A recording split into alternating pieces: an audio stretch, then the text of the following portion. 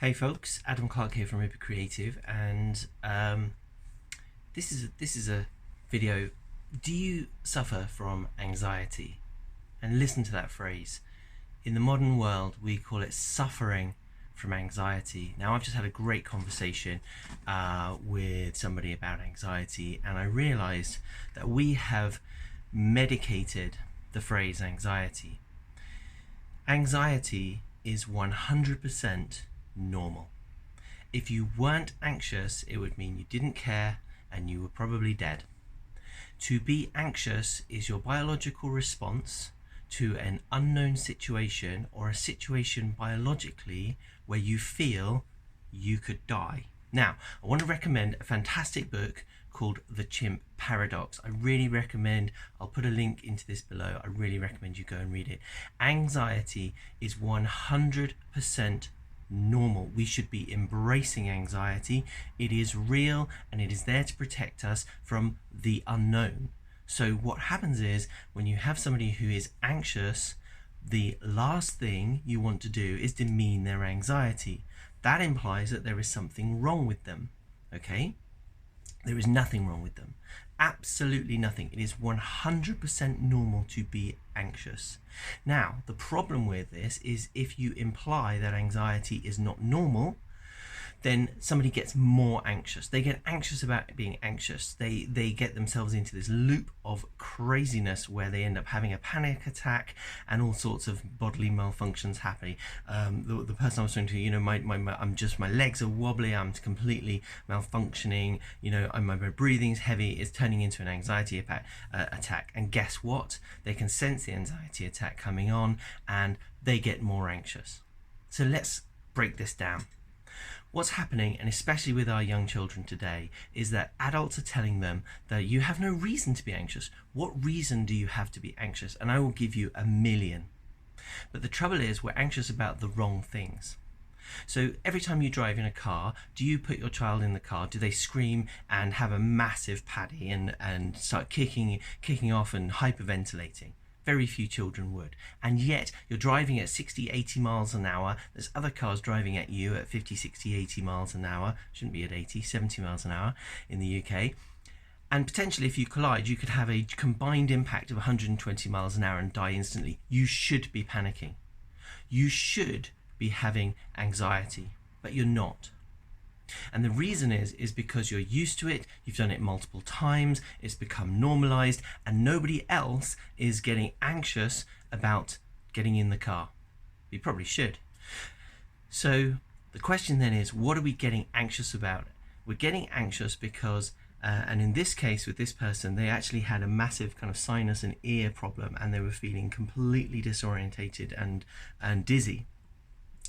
Now that is something that you should get anxious about. If you are on a rock in the savannah or in the jungle and you're out hunting and all of a sudden you can't really focus properly, you're dizzy, you couldn't throw a spear at a dead deer, let alone kill a lion, okay? Your body is kicking in at the fundamental biological level and saying, get back to your cave now, get back now. I'm going to release a shed load of adrenaline, a shed load of cortisol, and I'm going to pump you so full of these chemicals that you have enough energy and enough fear and panic to get yourself back to the cave, recover, and get out of the dangerous area that you're in.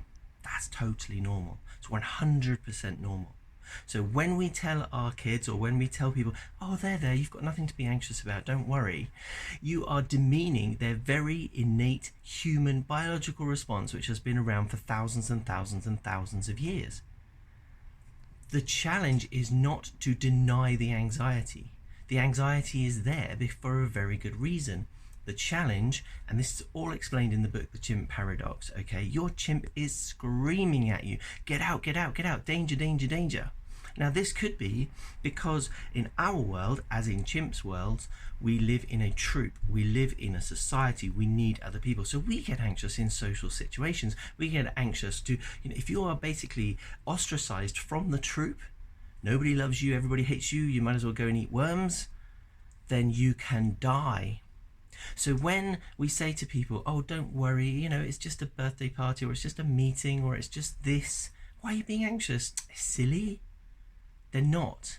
They're being anxious because they haven't done very many meetings, or they haven't gone for a job interview before, or they haven't done a sales pitch in that way before, or it's a new product, or it's new. They have every single right to be anxious. However, what they then need to do is take responsibility for that anxiety, own it, and step above it, which is what, once again, the chimp paradox talks about. Now, the response that we often get from people is, I can't help it.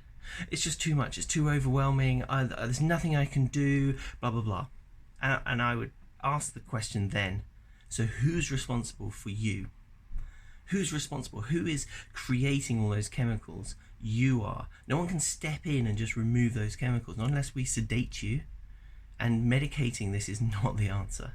Okay, so the challenge is to step back, is to be trained to have the belief that you can, to consciously step back and think, why am I in this situation? Am I going to die? And you have to talk to your chimp. You can't just tell your chimp to shut up and stop being stupid. Your chimp is there for a reason, to protect you.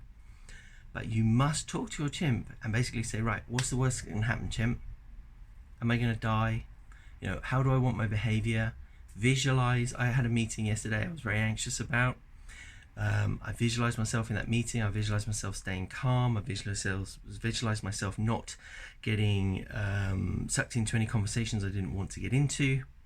I made a checklist of what I needed to make sure I covered off before I went in. And I spoke to my chimp and I said, chimp, we've done everything we can. What's the worst that can happen? The worst that can happen? I don't know. I get fired.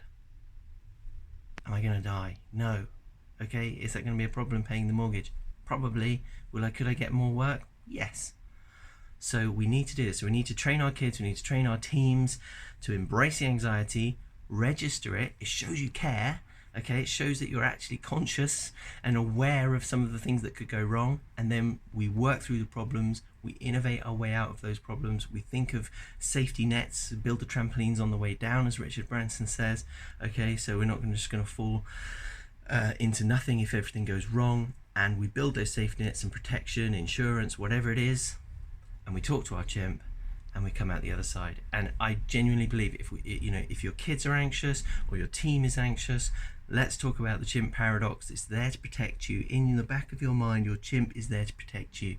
So let the chimp scream and then appease the chimp, work with it, but do not deny your anxiety. Do not say to someone, oh, you're silly if you're anxious. Okay, that's ridiculous, because then you think there's something wrong with my anxiety, and then it gets more, and then you have a panic attack or whatever.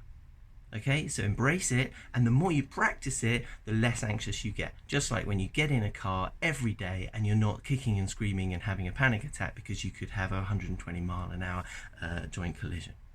Okay, take care, guys. Just here to help. Take care.